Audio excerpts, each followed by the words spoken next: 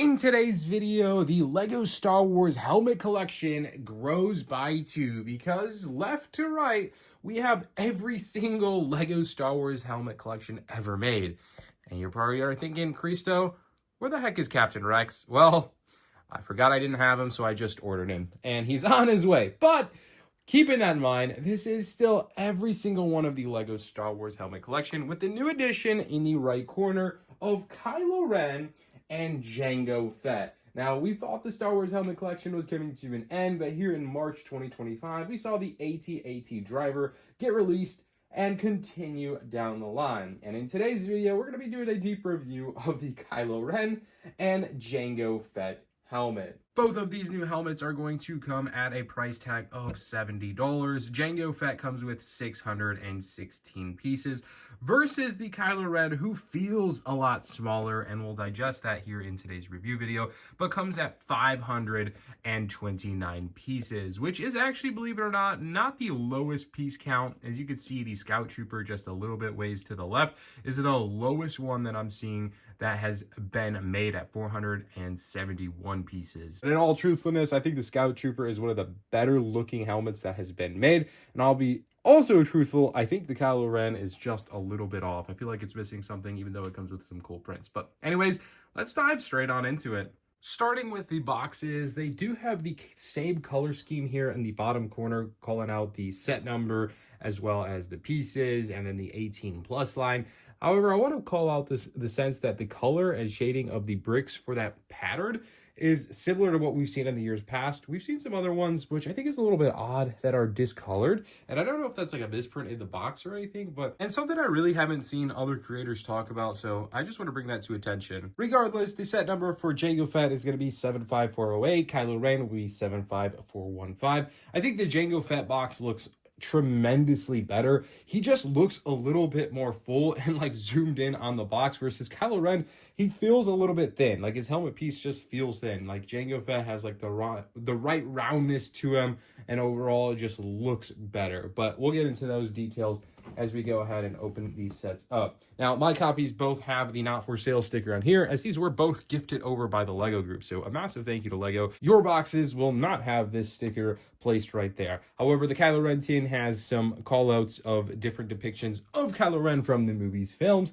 He stands at 7 inches in height. Jango Fett stands at 8.5 inches in height because of his visor. But I'll tell you what, the year of Jango Fett is definitely making me pretty excited. All right, so let's go ahead and get on into it. My last mention of the boxes is going to be the color scheme. I think LEGO did a great job of putting the red aurora behind Kylo Ren to make him feel like a Sith Lord, and then Jango Fett being in blue, of course, from his Mandalorian helmet, I think was a huge bonus. I feel like both of these boxes play to their advantage, and LEGO's done a great job of that. Now let's go ahead and take a look at the builds and the advantages that LEGO decided to use for both of these. Now, from a bird's eye view, Jango Fett helmet looks fantastic. He's probably going into my top 3, moving up the ladder fairly quickly. He is great. So let's start there. Starting with the front plaque here on a little hinge piece. It's just a nice 4x6 tile with studs going around it. It is printed LEGO Star Wars and Jango Fett, similar to what we've seen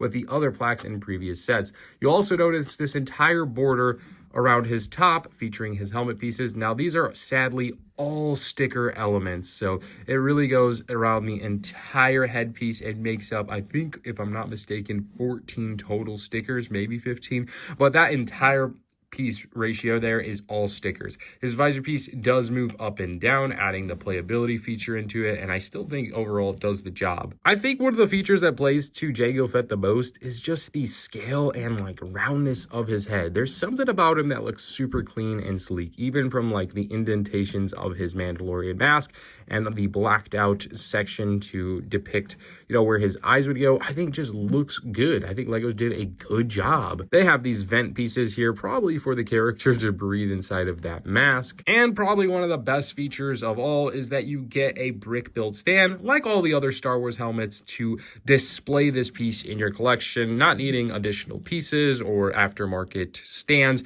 You could literally just buy this out of the box and display it as it is. Moving into the smaller helmet with almost 100 pieces less. This one is 529 pieces versus the Jango Fett at 616. Kylo Ren definitely feels a little bit interesting. I feel like the overall width of his mask is just not good enough. That's kind of how I feel, but I'm curious to see what you guys think. The tile here in the front is Lego Star Wars printed and has, of course, the name Kylo Ren. Like all Star Wars helmets, as we mentioned, they get a brick-built podium / stand, so you can display this set in all-in-one. You'll also notice, as I'm moving the camera and the model here a little bit closer, zooming in on these graphic pieces right here. And I think this is the biggest win of this set. Yes, believe it or not, those are not stickers. Those are printed. All of those tiles around an entire mask is printed. Even this little shield guard over here with those 3 lines of silver, printed.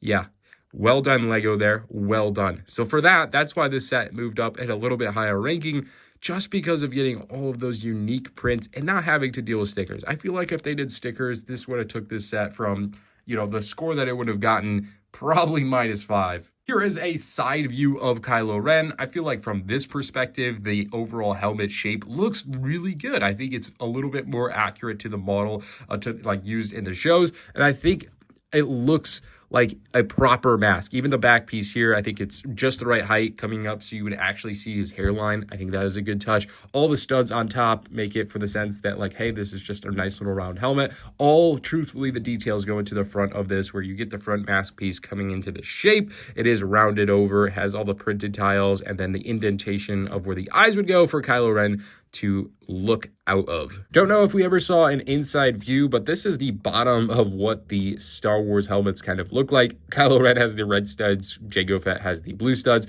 and then you could kind of see up the masks just a little bit. It's pretty just bland, and you could barely see just the studs showing from all the brick-built elements that you use to piece this bad boy together. In all truthfulness, I really love the Jango Fett, and I want to love the Kylo Ren.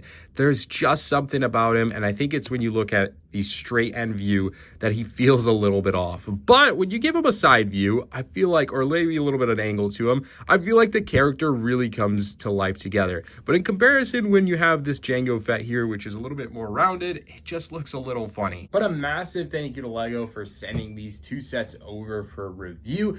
Typically, I wait for these to go on sale, as I always thought the $70 price tag was a little bit high, and we typically see them go 20% off in short amount of time for roughly $55, and in some case near retirement, even lower. So let me know, are you planning on buying these new Star Wars helmets on release day in May, or are you going to wait for a clearance sale later down the road? Regardless, I hope you enjoyed today's review video. If you did, I kindly ask that you hit that subscribe button for more 2025 Lego reviews like today's video, so I know you'd enjoyed it. And as always, we'll see you in the next one. I'm Cristo from Stud City.